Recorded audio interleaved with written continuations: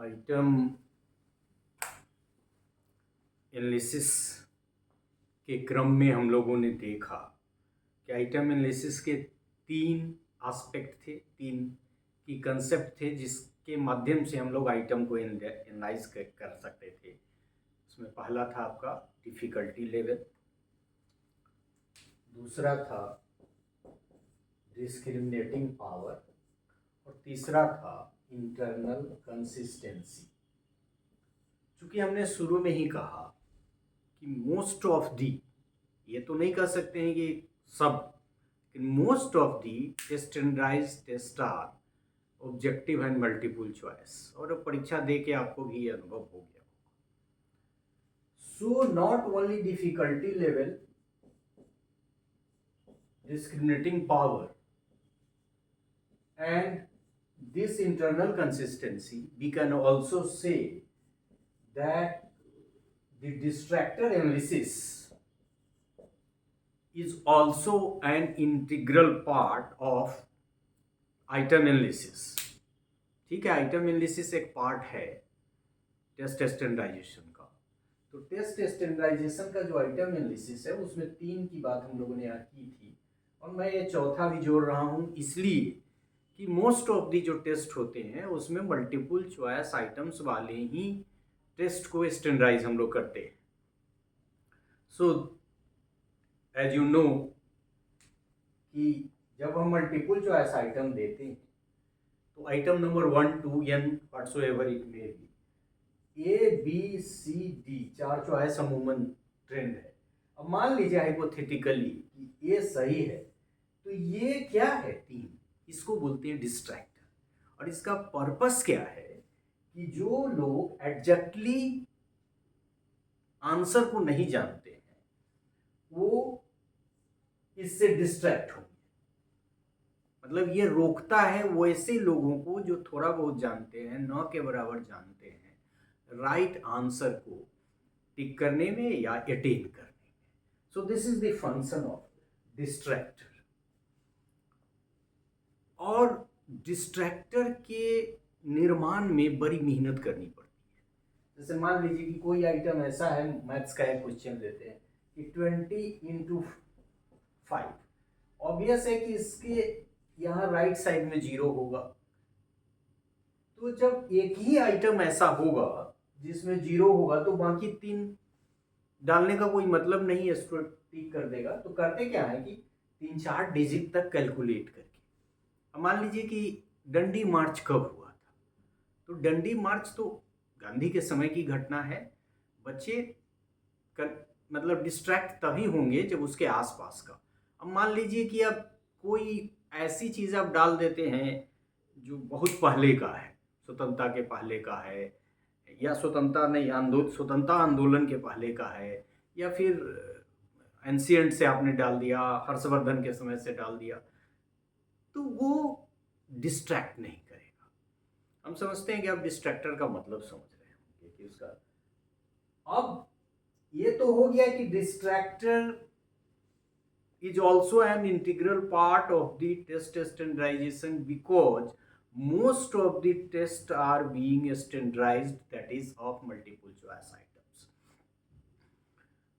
अब डिस्ट्रैक्टर का एनालिसिस देखिए, इफेक्टिवनेस ऑफ डिस्ट्रैक्टर, और फिर ये this is very technical, distractor of analysis, distractor analysis मतलब डिस्ट्रैक्टर का एनालिसिस। अब हम क्या करते हैं कि ठीक है, ये हाइपोथेटिकली इसी को लेते हैं, बी को देखते हैं कि आइटम बी को, डिस्ट्रैक्टर बी को कितने % लोगों ने किया है जो हायर ग्रुप है, कितने ने किया है लोअर ग्रुप। ऑब्वियस है कि हायर ग्रुप के कम लोग डिस्ट्रैक्ट होंगे, लोअर ग्रुप के ज़्यादा होंगे। यदि इसके उलट रिजल्ट है तो फिर विचार करना पड़ेगा, या दोनों के बराबर है तो विचार करना पड़ेगा, या फिर ऐसी स्थिति आ गई कि इसमें से बी और सी ने किसी को डिस्ट्रैक्ट ही नहीं किया। इसका मतलब डिस्ट्रैक्टर का जो फंक्शन है वो फुलफिल नहीं हो रहा है, लिहाजा आइटम कमजोर है। या तो आप डिस्ट्रैक्टर को इंप्रूव करिए या फिर आइटम को रिटेन मत करिए। So this is the meaning of effectiveness of the distractor.